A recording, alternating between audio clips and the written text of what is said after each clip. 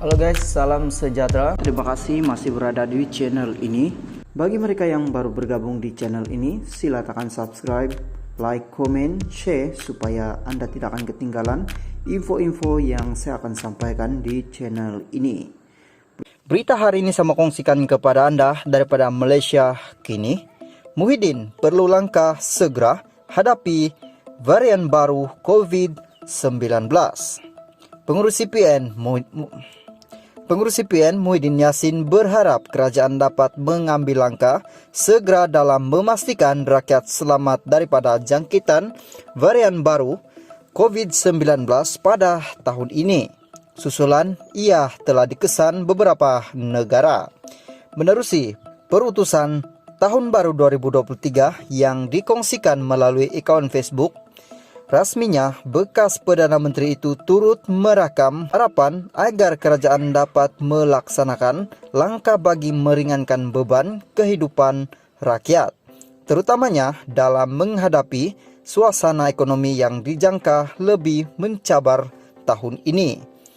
Lebih 60% penduduk negara kita sebenarnya tergolong dalam kumpulan miskin dan berpendapatan rendah. Mereka memerlukan belahan segera daripada kerajaan, kata Presiden Bersatu itu.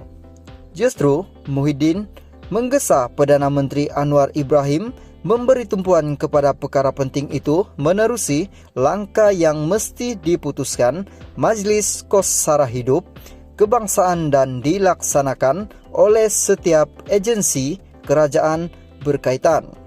Marilah kita sama-sama berdoa semoga negara kita dilindungi daripada sebarang musibah dan kita semua dapat menjalani kehidupan dalam keadaan yang aman, selamat dan sejahtera, kata bekas pengurusi Majlis Pemulihan Negara itu.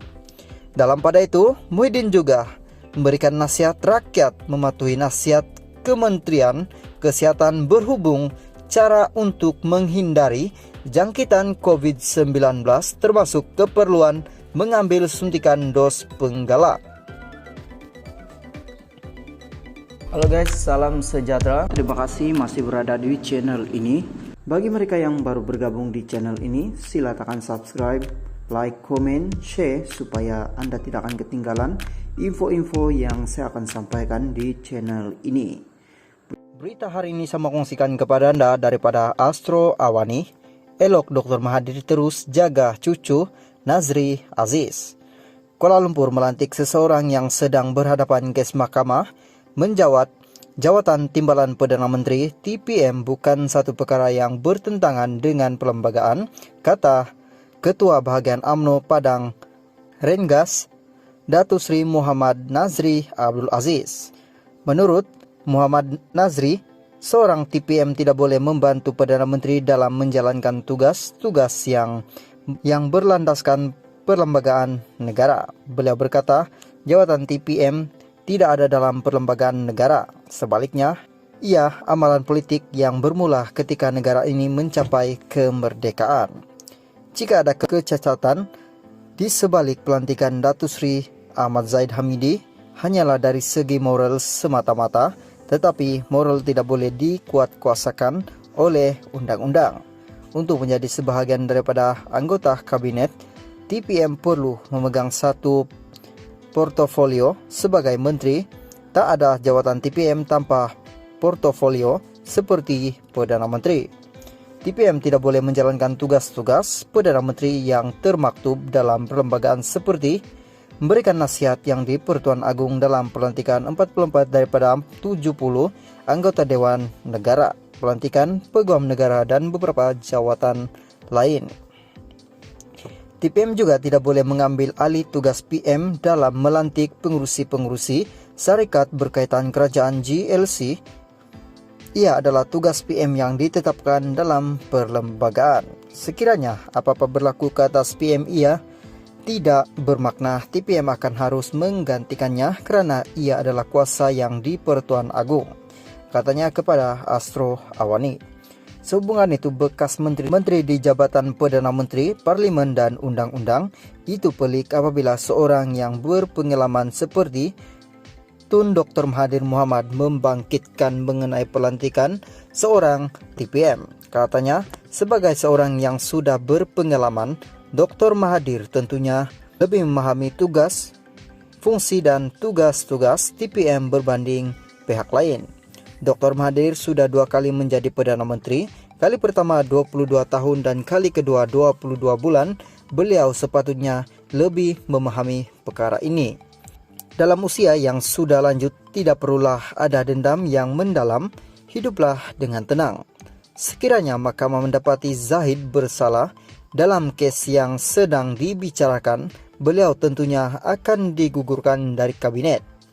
Dr. Mahathir berkata, beliau mahu menjaga cucu buat masa ini, dan saya rasa itulah sepatutnya beliau lakukan, bukan lagi mencampuri urusan kerajaan. Katanya lagi, awal hari ini, Dr. Mahathir mempersoalkan pelantikan TPM yang masih berdepan pendakwaan mahkamah.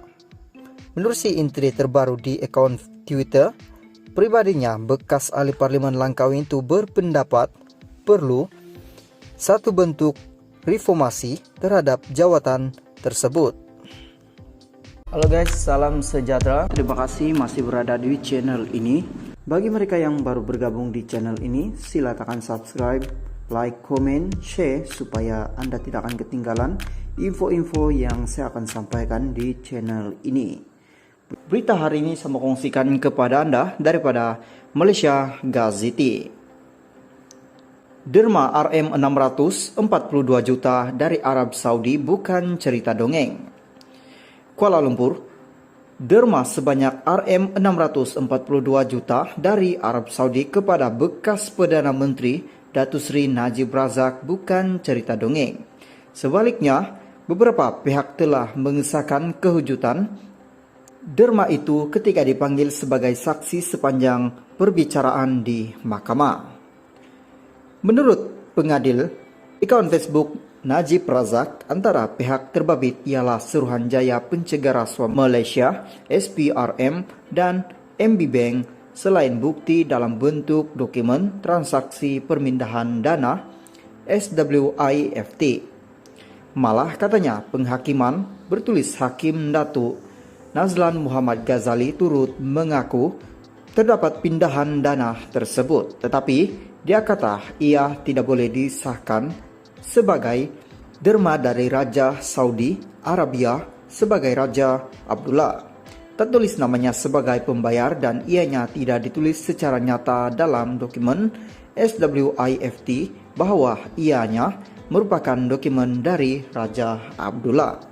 Namun pendakwaan serta hakim tidak pernah jelaskan kenapa pula Kementerian Keuangan Arab Saudi sanggup membayar Najib sebegitu banyak sekiranya derma itu tidak